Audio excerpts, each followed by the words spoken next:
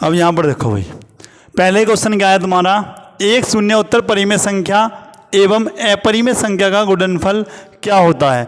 मतलब सबसे पहली बात तो ये है भैया, शून्य उत्तर संख्या यानी शून्य उत्तर परिमेय संख्या होती क्या है, वह परिमेय संख्या जो शून्य न हो, ठीक है ना, मतलब शून्य नहीं होनी चाहिए। जैसे मैंने मान लिया भैया कि दो परिमेय संख्या है या नहीं है बताओ, है, क्योंकि जिसके नीचे कुछ नहीं उसके नीचे एक, इसका मतलब दो तो परिमेय संख्या है। इसकी गुणा मैंने अपरिमेय संख्या से कर दी तो क्या आया तुम्हारा भैया, 2√3।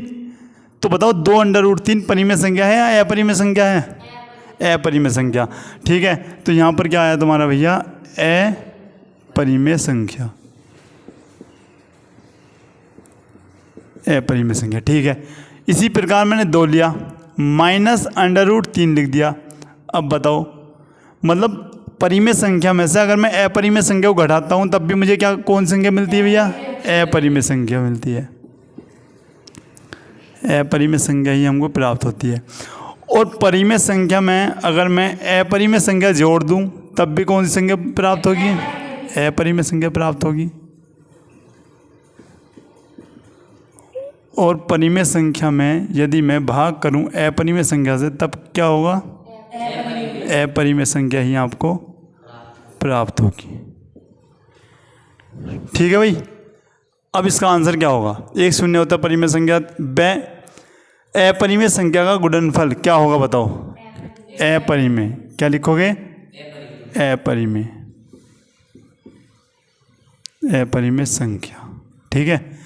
किसी परिमेय संख्या के समतुल्य परिमेय संख्या कितनी होंगी बताओ, बताया था पहले भी, कितनी हो सकती है, अनंत, क्या लिखोगे, अनंत।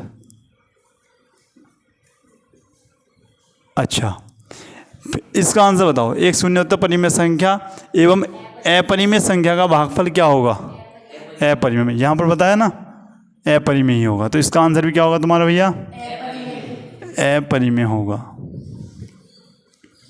नेक्स्ट, एक परिमेय संख्या एवं अपरिमेय संख्या का योग क्या होगा बताओ, परिमेय संख्या और अपरिमेय संख्या का योग क्या होगा, अपरिमेय, ठीक है।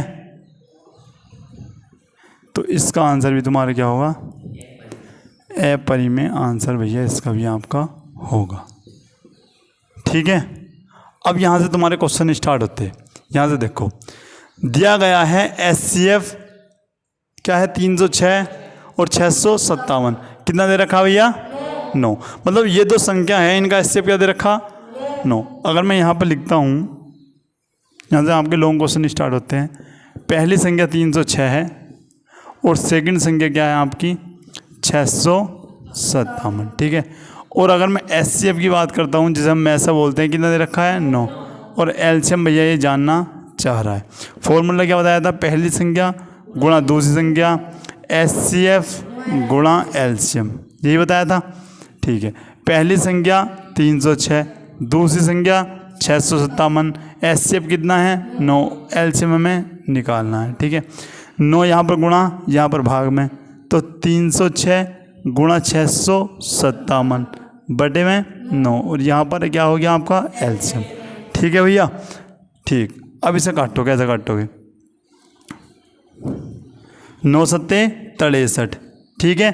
कितने बचे, 2, और भैया 2 बचे तो 9 तिया 27, ठीक है ना। अब करेंगे क्या, 306 है और भैया यहाँ पर 73 से क्या कर दो, गुणा, 3 छंग 18, 3 तिया 9, 6 सत्ते 42 और 21, ठीक है। ये हो गया 8, 3 और ये कितना होगा, 3, 2, 2, ठीक है। तो 22,338, इसका क्या हो जाएगा भैया आपका LCM, ठीक है। नोट करो इसको।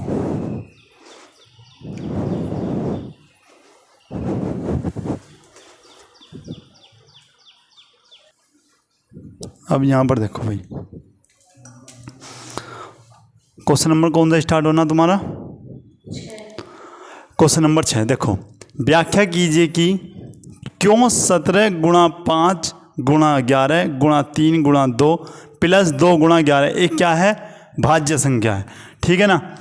यहाँ पे मैं लिखता हूँ क्या है भैया आपका 17 गुणा में 5 गुणा 11 गुणा क्या है भैया आपका 3 गुणा 2 प्लस 2 गुणा 11। ये क्वेश्चन करना और ये बताना है कि भाज्य संख्या है क्यों है। ठीक है, सबसे पहले मैं तुम्हें बताता हूँ भैया भाज्य संख्या किसे कहते हैं।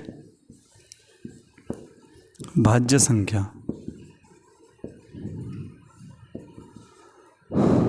पता किसे कहते हैं? भाज्य संख्या उसे कहते हैं जिसके अभाज्य गुणनखंड हो। क्या लिखोगे? मैं यहाँ पर लिख देता हूँ, जिस संख्या के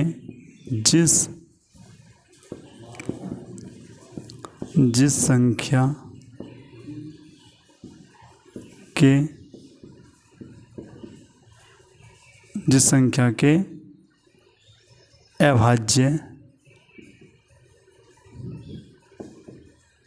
या फिर ऐसे लिखो जिस संख्या को अभाज्य गुणनखंडों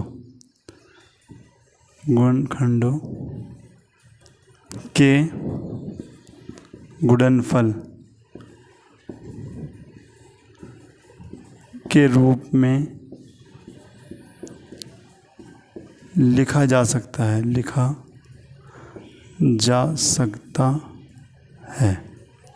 क्या है? जिस संख्या को अभाज्य गुणनखंडों के गुणनफल के रूप में लिखा जा सकता है, क्या कहलाती है? आपकी भाज्य संख्या। जैसे मैंने ले लिया भैया तुम्हारा क्या 8, ठीक है, या फिर 18 मान लो, तो क्या लिखोगे 2 गुणा 3 गुणा 3, 2 3 6 6 18। तो अभाज्य संख्या ही है, 2 और 3 क्या है? अभाज्य संख्या है।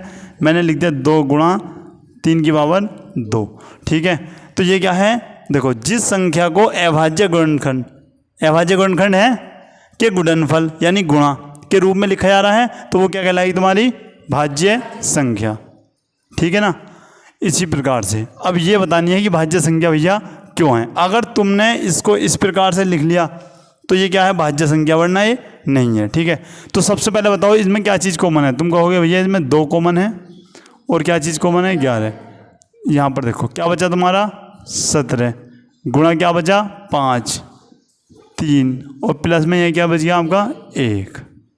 बेटा 2 तो बाहर आ गया, 2 ये रहा, इसमें भी है और इसमें भी है, 11 यहाँ पे भी है, यहाँ पे भी। ठीक है भाई, ठीक है, 2 गुणा 11। अब क्या करोगे भैया? 5 तिया 15, 15 की 17 से गुणा करो। ठीक है, तो 15 15 225, 225 और 30 जोड़ दो, क्या आ गया 255। मेरे को 1 जोड़ दो, क्या आ गया आपका 256 आपका यहाँ पर आ जाता है। मैं यहाँ पर लिख देता हूँ गुणा 256। आ रही बात समझ में? अब करना क्या है? अब हम करेंगे भैया, देखो ये अभाज्य है, 11 भी अभाज्य है, बल्कि ये अभाज्य नहीं है, तो ये अभाज्य रूप में लिखना है। तो 256 क्या करेंगे यहाँ पे? फैक्टर। 2 का ना 2, 2 दूनी 4 और 2 अट्ठे 16। इसी प्रकार 2 छंग 12, 2 चौक 8 और भैया इसी प्रकार से 32 बार जाएगा। उसके बाद कितनी बार जाएगा? 16 बार। अब भैया 8 बार और ये और 2 बार और इसी प्रकार से भैया यहाँ आपका इस। ठीक है, तो हम इसको लिख सकते हैं 2 गुणा 11 गुणा कितने 2 हैं? 1 2 3 4 5 6 7 8, 2 की पावर 8, 1 ये रहा 2, तो कितने हो गए टोटल? 2 की घात 9 गुणा 11। ठीक है, अब लिखोगे क्या? लिखोगे चूंकि इसको, या इस संख्या को ऐसे लिखो, इस संख्या को अभाज्य गुणनखंडों के गुणनफल के रूप में लिखा जा सकता है।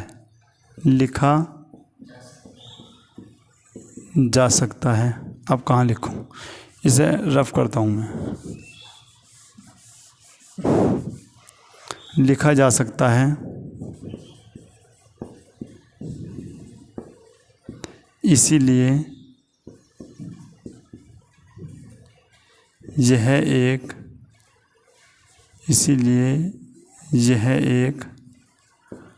भाज्य संख्या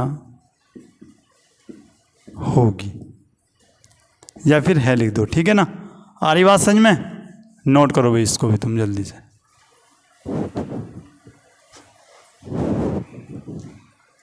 अब यहाँ पर देखते हैं भाई, देखो यहाँ पर क्वेश्चन नंबर कौन सा होना, 7वां। देखो संख्या दे रखी है 500 को 2 की पावर m और 5 की पावर n के रूप में आपको व्यक्त करना, ठीक है। तो मैं लिखता हूँ भैया यहाँ पर 500 क्या करने हैं आपको, फैक्टर करने हैं। देखो लास्ट में 0 है, 2 से काटो, 2 दूनी 4, 2 पंजे 10 और भैया 0, फिर 2 से करो, 2 ही करने 2, 2 दूनी 4, 2 पंजे 10। अब काटते भैया आप क्या, 5 से, 5 दूनी 10, 5 पंजे 25 और 5 से यहाँ 5 का ना 5 और 5 ना 5। देखो 5 पंजे 25, 5 का ना 5। 2 कितना है भैया यहाँ पर, 2 आए भैया आपके 2 और 5 3, ठीक है।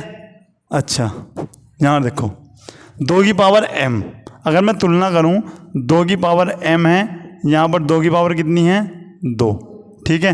तो m का मान 2, हालांकि आंसर यही है तुम्हारा, आंसर तुम्हारा ये हो गया। अगर आगे ये पूछता कि m और n का मान निकालो, तो m का मान क्या आता तुलना करने पर, 2 और n का मान 3, ठीक है ना। लेकिन उन्होंने पूछा नहीं, केवल यहाँ तक ही पूछा है, ठीक है। ये संख्या देखो, 2 संख्याओं p और q के में से और ले से दे रखे हैं क्रम से 3 और 105। यहाँ पर देखता हूँ में से कितना दे रखा, में से दे रखा भैया 3 और ले से 105, ठीक है। अच्छा एक चीज़ और दे रखी है, p प्लस q बराबर कितना दे रखा है इन्होंने, 36, ठीक है। और सिद्ध आपको करना भैया ये सिद्ध करना है, ठीक है। तो सबसे पहले मैं ले लेता भैया LHS लिया मैंने 1/p 1/q, ठीक है, ये ले लिया। अब बताओ ये क्या है भैया आपका, में से किसका भैया, p का। यहाँ पे लिख देता हूँ p का, क्या लिखा, p और q के में से, ठीक है, ऐसे ही रहने दो। अब यहाँ पर लिखते हैं पहली संख्या गुणा दूसरी संख्या, क्या हो गया, में से गुणा ले से, ठीक है। ये हो गया p गुणा q, में से कितना है 3 और ले से 105। अगर मैं p इंटू q की बात करता हूँ तो क्या आता, 315 आ गया, ठीक है। अब इसे सॉल्व करो, इसकी गुणा इधर करता हूँ और इसकी इधर, और अपोन में p इंटू क्यू, ठीक है। p क्यू लिखो या q p लिखो, तब भी कितना है हमारा 36। इन दोनों का योग क्या हो गया हमारे पास, 36, और इन दोनों की गुणा क्या है हमारे पास, 315। अब इन्हें काटो भैया, किससे काटोगे, 9 से काट दो, 9 चौक 36, 9 तिया 27, ठीक है भाई। 27 4 बचे, 9 पंजे 45, तो हमारा जो आना चाहिए 4/35 आना चाहिए। देखो 4/35 है क्या है, इसका मतलब ये क्या आ गया आपका RHS, कर सकते हैं, ठीक है। नोट करो इसको।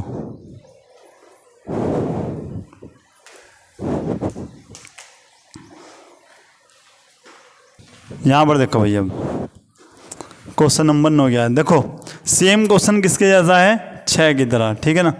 क्या है तुम्हारा, यहाँ पर लिखता हूँ मैं 7 गुणा 11 गुणा में क्या है आपका 13 और फिर प्लस में क्या है आपका 13, ठीक है। सबसे पहले बताओ क्या चीज़ कॉमन है, तुम कहोगे भैया दोनों में 13 कॉमन है। यहाँ से बच गया आपका क्या 7 गुणा 11 प्लस में 1, ठीक है। ये हो गया 13 गुणा 11 7 77, 77 प्लस 1, ये हो गया क्या आपका 78, ठीक है। अब 78 की क्या करेंगे भैया, देखो ये तो भाज्य संख्या है, भाज्य है, भाज्य है, बताओ अभाज्य, और ये क्या है भाज्य, तो भाज्य वालों को अभाज्य में बदलो। 2 तिया 6, 2 नम 18, 3 से काटोगे कितनी बार 13 बार, और 13 से ये 1 बार, तो अब ये काय में आ गया अभाज्य में आ गए। तो 13 गुणा 2 गुणा 3 गुणा 13, क्या लिखोगे 2 गुणा 3 गुणा 13 की पावर 2, ऐसे लिख दो या ऐसे ही रहने दो। अब बताओ हिंदी क्या लिखोगे, अभी लिखवाई थी, क्या लिखोगे? चूंकि संख्या को अभाज्य गुणनखंडों के गुणनफल के रूप में लिखा जा सकता है, अतः दी गई संख्या क्या है? भाज्य संख्या है।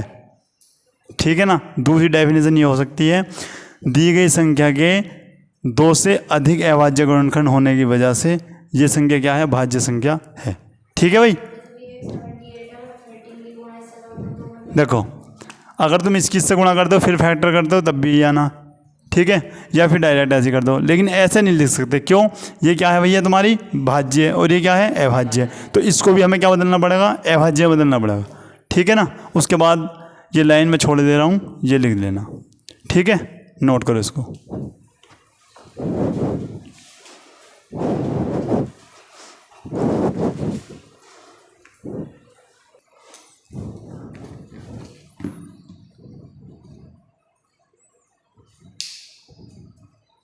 चलो यहाँ पर देखते हैं। अब यहाँ पर देखिए भाई, क्वेश्चन नंबर 10 क्या है तुम्हारा? एक व्यापारी के पास 3 किस्म की क्या है? चाय हैं। पहली क्या है भैया आपकी? 117, ठीक है, यहाँ पे लिख दिया भैया 117 किलोग्राम। दूसरी क्या है भैया? 130, और एक क्या है आपकी? 143 किलोग्राम। ठीक है, ये 3 किस्म की इसके पास चाय है। एक ही आकार के कम से कम कितने डिब्बों में पूरी तरह से बिना मिलावट के आ जाएगी? ठीक है ना। यहाँ पर देखते हैं, जब भी ऐसा क्वेश्चन हो सबसे पहले इन तीनों क्या करते हैं भैया? आप फैक्टर कर लो। ठीक है, यहाँ पे करता हूँ मैं। चलो, एक ये रहा और यहाँ पे, और एक आपका ये रहा 117, ठीक है, और एक है भैया आपका 130 143। देखो 3 से काटने का नियम क्या है? किसी भी संख्या को अगर तुम 3 से काटते हो, जैसे ये है और ये है, इसी प्रकार मैंने लिया तुम्हारा ये। अब ये कैसे पता चलेगा भाई ये 3 से कट रही है नहीं कट रही? तो 3 से काटने के लिए इन दोनों को जोड़ दो। क्या रहा? 3। अगर 3 से जोड़ने के बाद 3 से कट रहा है तो इसका मतलब संख्या भी 3 से कट जाएगी। 15 क्या है? जोड़ गए 6, 3 से कट रहा तो पूरी संख्या भी 3 से कट जाएगी। अब आया तुम्हारा 105, 101 और 15 6, इसका मतलब ये भी 3 से तुम्हारी कट जाएगी। अब बताओ पहली संख्या 3 से कट रही है नहीं कट रही? कट रही भैया, 3 से काटो। 3 तिया 9, बच गया 2, 3 नम 27, जोड़ो 12 हो रहे, इसका मतलब 3 से कट जाएगी। 3 का ना 3 और 3 तिया 9, इस बार भैया 13 से कटेगी। ठीक है, अब बताओ किससे काटना है? 2 से काट दो। 2 छंग 12, 2 पंजे 10, ठीक है, इसी प्रकार 5 से। ठीक है भैया, ये हो गया। अब ये देखो, इसे बताओ कैसे काटेंगे? पहले ये बताओ 3 से काट सकते हैं क्या? नहीं काट सकते। यहाँ पर देखो, अब 11 का रूल हो, समझो। 11 का रूल ये है, इस प्रकार से संख्या है तो एक संख्या पकड़ो, एक संख्या छोड़ दो, अगली संख्या पकड़ो, ठीक है, और जोड़ दो। 3 और 1 4। अब ये जो बची है इसे घटा दो। अगर घटा के 0 आ गया, या फिर 11 आ गया, या फिर घटा के 22 आ गया, या फिर 33 आ गया, या फिर 11 के पहाड़े में जो भी आगा वो आ जावे, 44 55 66, तो वो संख्या किससे कटेगी? 11 से। इसी प्रकार मुझे बताओ ये संख्या 11 से कट सकती है क्या? देखो 1 और 1 2 -2 क्या आ गया? 0। अब मुझे बताओ भैया ये कर सकती है क्या? तुम देखो भैया कितना, 1 और 3 4, और 3 और 1 4, क्या आ गया? 0। इसका मतलब ये भी 11 से कर सकती है। अब बताओ वो कर सकती है क्या? इसका मतलब वो भी हमारी संख्या 11 से कर सकती है। तो भैया 11 से काट दो। 11 का ना 11, 11 तिया 33, और भैया 13 का ना 13। आ गई बात समझ में? अब इन क्वेश्चन में जब भी ऐसा हो तो सबसे पहले हम निकालते हैं मैं से। ठीक है, तो मैं से निकाल लो। 117 के फैक्टर लिखो, 3 × 3 × 13। उसी प्रकार आता है 130 के। देखो 3 है कहीं हमारे पास? नहीं है, 1 लिख दो।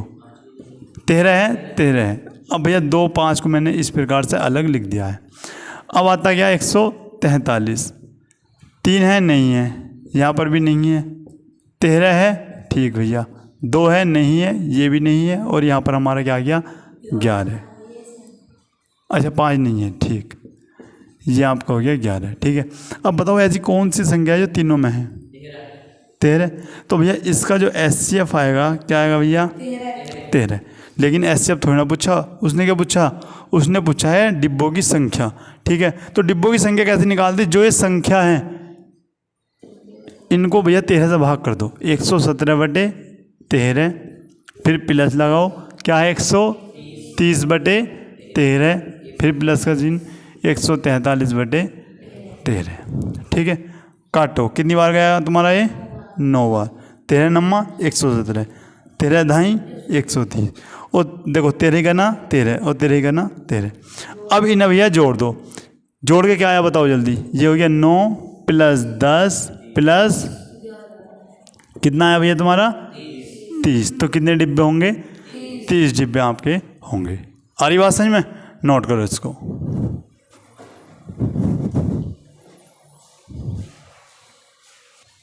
यहां पर देखते हैं भाई, क्वेश्चन नंबर क्या है तुम्हारा? 11।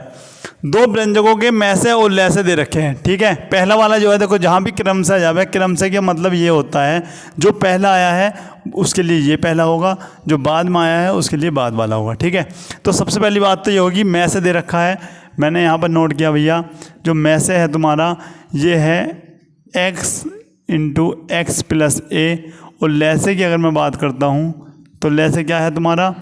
12x² x + a और x² - a²। ठीक है, और पहली संख्या दे रखी है, फर्स्ट संख्या दे रखी है 4x और x + a का वर्ग। ठीक है, इसी प्रकार दूसरी संख्या आपको ज्ञात करनी है। फॉर्मूला सभी को पता है, पहली संख्या गुणा दूसरी संख्या, क्या लिखोगे? में से गुणा ले से। ठीक है, पहली संख्या दे रखी 4x गुणा, क्या ऐसे लिख दो, x + a², x + a² गुणा दूसरी संख्या, में से कितना दे रखा है? x + a, ले से कितना दे रखा है? 12x² a + x + a, ओ भाई x² - a²। ठीक है, बताया गुणा में है तो कहाँ पहुँचेगा? भाग में, यानी यहाँ पर आ जाएगा आपका सेकंड संख्या बराबर x + a गुणा 12x² x + a, और देखो इसको भी कैसे खोल दे? x + a x - a। Formula पढ़ा होगा, a² यहाँ पे लिख दूँ, चूँकि a² - v² a + v और a - v। ठीक है, ये तुमने पढ़ रखा होगा पहले ही। नीचे आ गया आपका 4x और x + a²। अब ध्यान से देखना, इस x से तो ये x गया, 4 से कितनी बार भैया? 3 बार। ठीक है, इस घात से ये गया, ठीक है, और बिना घात वाली से ये गया। ठीक है, वैसे तो इसे ना भी काटते ना तो ही ठीक था, अगर ऐसी का ऐसी लिख रहने देते, चलो कोई बात नहीं। अब बताओ क्या बच रहा तुम्हारा? यहाँ से क्या बचा? 3x² x + a x - a, यही हो जाता तुम्हारा आंसर। अगर ये नहीं होया तो या करके लिख लो भैया, सेकंड 3x² x² - a², ये होगा। ठीक है, इनमें से एक आपका आंसर होगा ज़रूर, नोट करो इसको।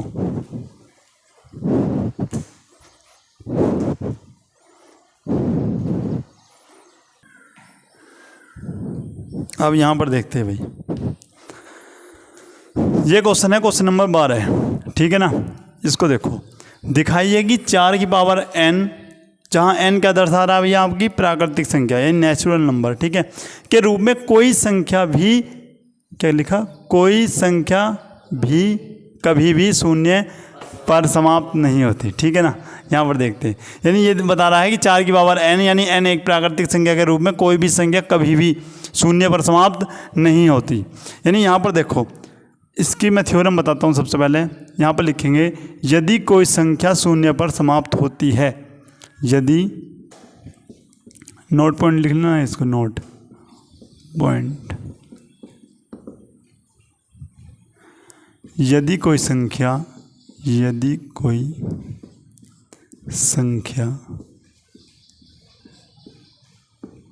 शून्य पर समाप्त होती है, शून्य पर समाप्त होती है तो उसके अविभाज्य गुणनखंडों में, उसके अविभाज्य गुणनखंडों में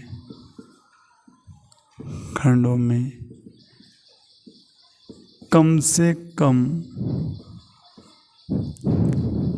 कम 1 2 गुणा 5 का होना अनिवार्य है।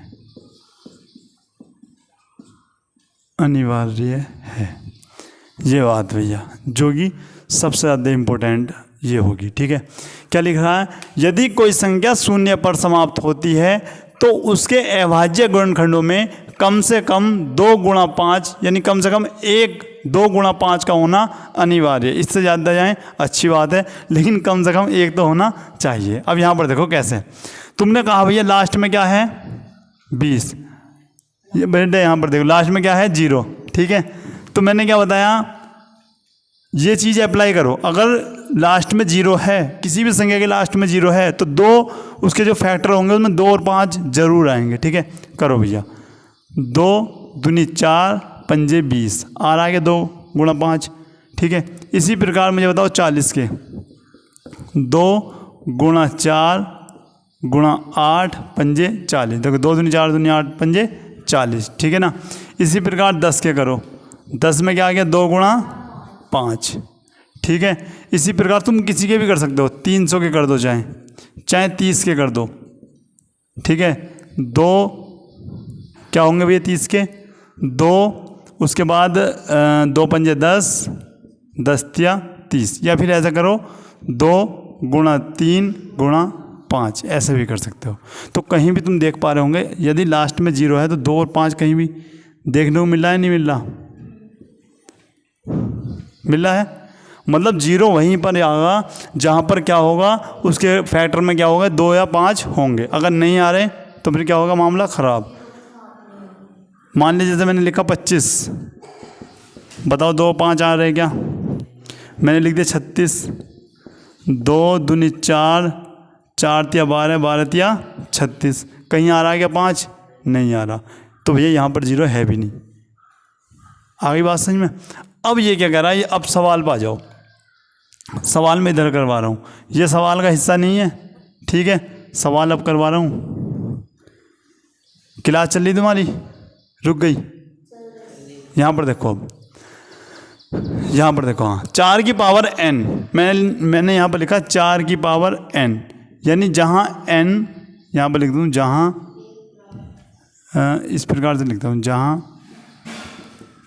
n एक क्या है भैया आपकी प्राकृतिक संख्या है, प्राकृतिक संख्या है। ठीक है, अच्छा अब ये है 4 के फैक्टर बताओ क्या होगा, 2 गुणा 2। ठीक है ना, तो क्या लिखोगे बताओ यहाँ पे कि 4 के अविभाज्य गुणनखंडों में, चूँकि 4 के अविभाज्य गुणनखंडों में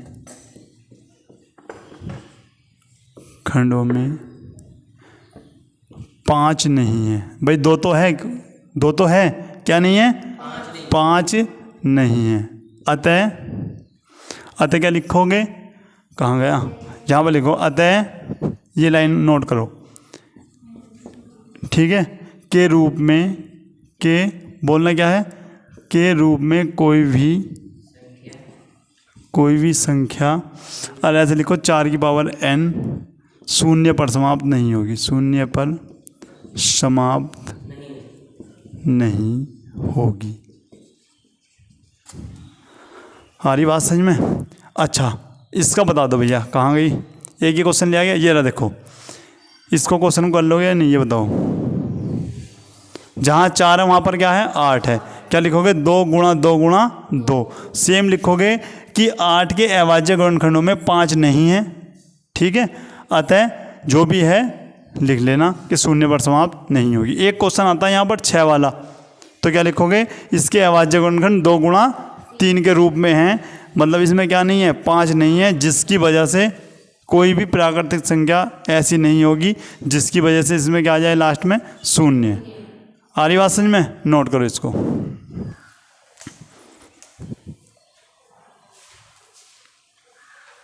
अब यहाँ पर देखो भाई, देखो क्वेश्चन नंबर 13 तो कर सकते हैं ना, ये हो जाता है तुम्हारा होमवर्क। अब यहाँ पर देखते हैं क्वेश्चन नंबर 14। देखो लैसे मैसे निकालने हैं। x की पावर 4 और y की पावर कितनी है आपके पास? 2, ठीक है।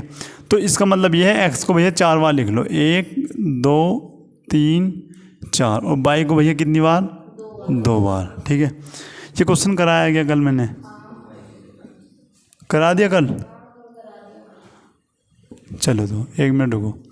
ये आपको हो जाता 2 बार, ये हमारे पास है नहीं, ये नहीं है, y हमारे पास 2 है, ठीक है। अब निकालते क्या हो आप? HCF। ये चीज़ देखो ये दोनों में हो, एक तो यहाँ पे भी है और भैया आपका यहाँ पे भी है, और ये दोनों में क्या आ रहे हैं आपके? y। तो आप कहोगे x गुणा y गुणा y, ठीक है भाई। ये हो गया आपका x की पावर 2 y की power 2। LCM x square y square. अब ये देखो ये दोनों नहीं थे ना, इनको भी नोट कर लो। तो अब क्या हो गया? x की पावर 4 और y की पावर 2। ये हो जाता भैया आपका होमवर्क। कर सकते हैं नहीं? कैसी लगी क्लास? समझ में आया सब कुछ? ठीक है, तो मिलते हैं नेक्स्ट क्लास में, तब तक के लिए जय हिंद।